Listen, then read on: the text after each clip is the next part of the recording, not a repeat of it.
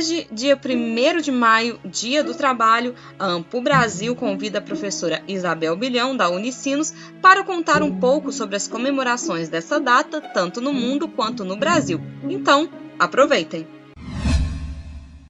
O estabelecimento do 1º de maio como Dia Internacional dos Trabalhadores em 1889 está ligado à Segunda Internacional, sendo em grande medida uma iniciativa dos militantes socialistas. Entretanto, a ideia de uma manifestação operária internacional já circulava também nos meios libertários. As comemorações nasceram, então, marcadas por disputas tanto por seu significado quanto por sua forma de celebração.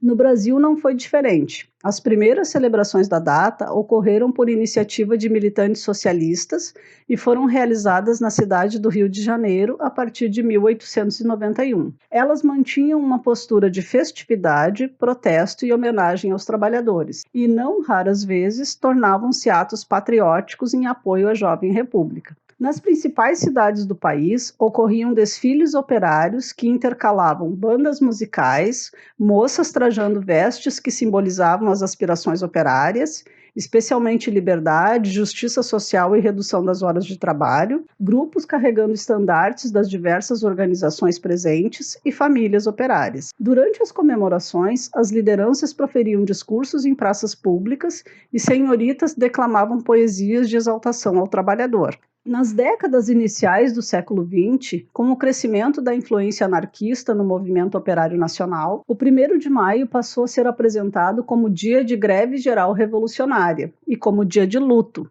de recordar a execução de Engels, Spies, Fischer, Parsons e Ling, ocorrida na cidade de Chicago em 1887, bem como de recordar a todos os mártires operários.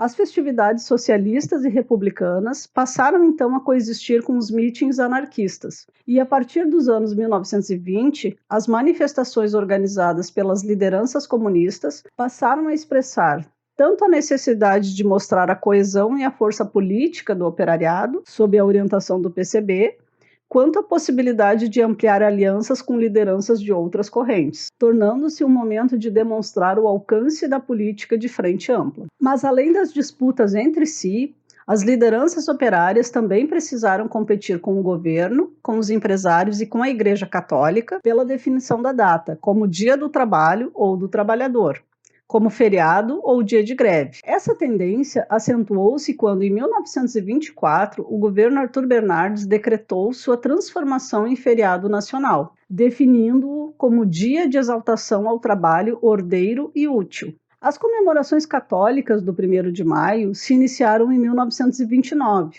e eram apresentadas como um momento devocional, na qual os trabalhadores eram lembrados de que Jesus era filho do carpinteiro. Portanto, também pertencia a uma família trabalhadora. A data servia para reafirmar a doutrina social da Igreja, defendendo que as transformações sociais não decorreriam da luta de classes, mas sim das ações combinadas entre Igreja, Estado, patrões e empregados. Em 1955, o Papa Pio XII oficializou a data como parte do calendário litúrgico, tornando-a Dia de São José Operário.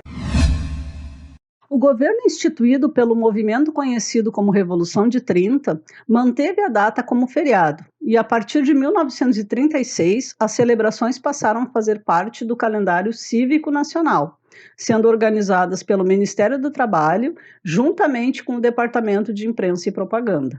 Durante o Estado Novo, a data passou por profunda ressignificação. As celebrações foram transferidas para o estádio do Vasco da Gama, então a maior arena esportiva da cidade. No São Januário, foram realizadas as festividades de 1940 a 42 e novamente em 45. Os sindicatos, ligados ao Ministério do Trabalho, criaram comissões de disciplina e controle, visando a organização dos trabalhadores nos espaços do estádio. O comparecimento popular ficava por conta tanto dos apelos sindicais, quanto das participações de artistas consagrados do rádio e do teatro. Na programação constava a apresentação do hino nacional, homenagens a empresários que se adequavam às normas de segurança e salubridade, shows, jogos de futebol e, como ponto alto, o discurso de Vargas.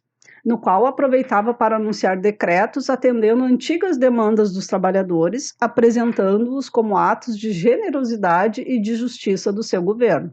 Com a redemocratização, os rituais do 1º de maio saíram do controle do Estado e voltaram a ser organizados por variadas agremiações, sindicatos e partidos, mesclando tanto seu caráter festivo quanto de manifestação de protesto, conservando, contudo, características que lhes foram conferidas ao longo do Estado Novo, como a realização de espetáculos musicais, partidas de futebol e outras formas de diversão popular, além da usual saudação do presidente da República ou do ministro do Trabalho. Nos primeiros anos após o golpe de 1964, as comemorações do 1º de maio não sofreram grandes transformações.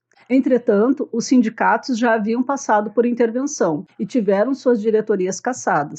Logo, as manifestações alusivas à data acentuaram ainda mais seu caráter festivo e os protestos tornaram-se cada vez mais discretos.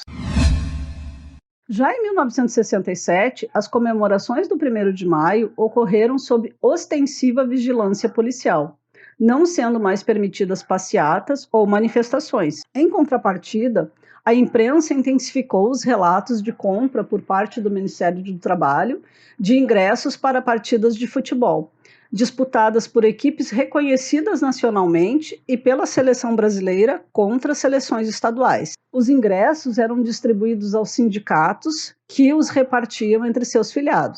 O empresariado nacional, por meio da Confederação Nacional da Indústria, enfatizava em suas publicações não apenas o caráter de integração capital-trabalho, mas também os aspectos moralizadores e disciplinadores das atividades comemorativas, e a importância de trabalhar em paz e em ordem para o desenvolvimento do país. Entre 1970 e 1974, período no qual o governo valeu-se em larga escala do Ato Institucional número 5, o 1º de maio aprofundou o caráter de dia festivo, propagandeando-se o aumento do salário mínimo e de outras medidas relacionadas às vivências operárias, situação que não impedia a imprensa de publicar, ainda que discretamente, que desde 1965 o percentual de aumento do salário mínimo era menor do que o do custo de vida. As mensagens governamentais alusivas ao 1º de maio insistiam na ideia de que a cooperação capital-trabalho seria a base do crescimento nacional. As promessas aos trabalhadores, contudo, não se distanciavam muito daquelas feitas ao longo de todo o período republicano,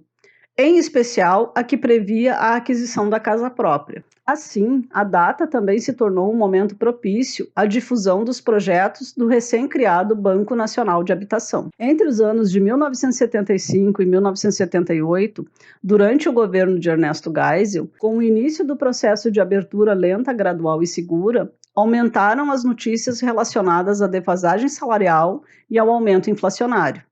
Nesse período, diminuiu o espaço ocupado pelas autoridades governamentais e pelo discurso do presidente da República nas comemorações da data.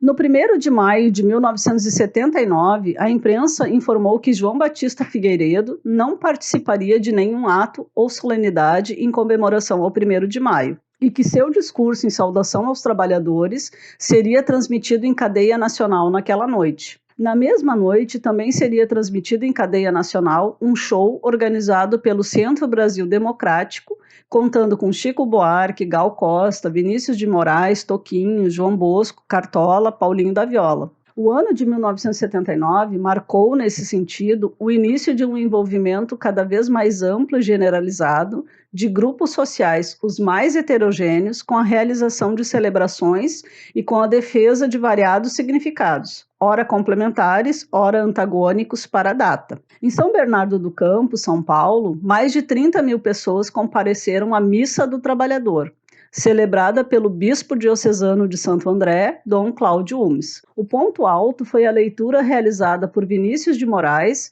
de um poema preparado especialmente para a data. Após a celebração, a multidão se reuniu no estádio distrital para ouvir o discurso do ex-presidente do Sindicato dos Metalúrgicos de São Bernardo do Campo e Diadema, Luiz Inácio Lula da Silva. A aprovação da Lei de Anistia, em agosto de 1979, permitiu o retorno de um grande número de exilados, entre eles Leonel Brizola e Miguel Arraes, e a libertação de vários presos políticos. Sob essa influência, foi comemorado o 1º de maio de 1980.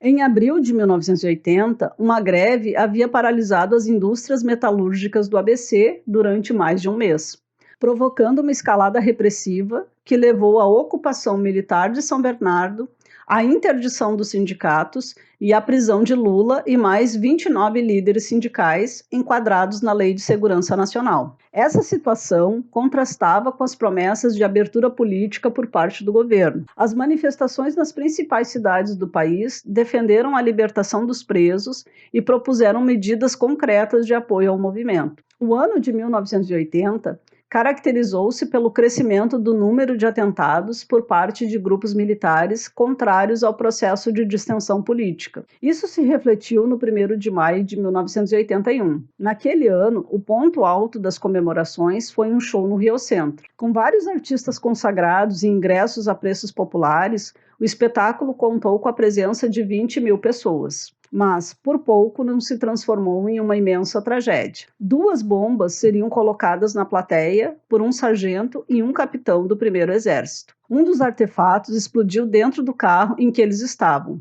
matando um e ferindo gravemente o outro. A imprensa e a opinião pública se convenceram de que as vítimas eram os próprios terroristas, mas o 1º Exército divulgou a versão de que ambos cumpriam missão de rotina e determinou que o sepultamento do sargento ocorresse com honras militares.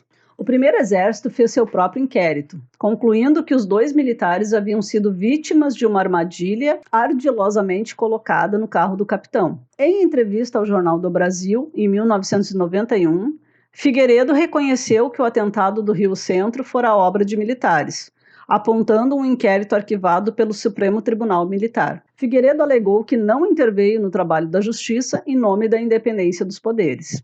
Na época, o 1º de maio ajudou na retomada de grandes espaços públicos por parte de multidões que passaram a marcar presença e a associar cada vez mais suas demandas ao processo de redemocratização do país. Em 2020, quando vemos a propagação por parte de autoridades governamentais de discursos de louvor à ditadura, devemos lembrar do tempo em que se tentou calar, à força de bombas, uma voz que faz deixar de ser ouvida, a voz dos trabalhadores. Esse episódio foi produzido pela Ampu Brasil, a Associação Nacional de História. A locução é de Jussara Souza, graduanda em História pela UFOP, e a edição é de Mariana Vilar, graduanda em História pela UFOP. Até o próximo episódio do podcast Historiador Explica, Historiadora Explica.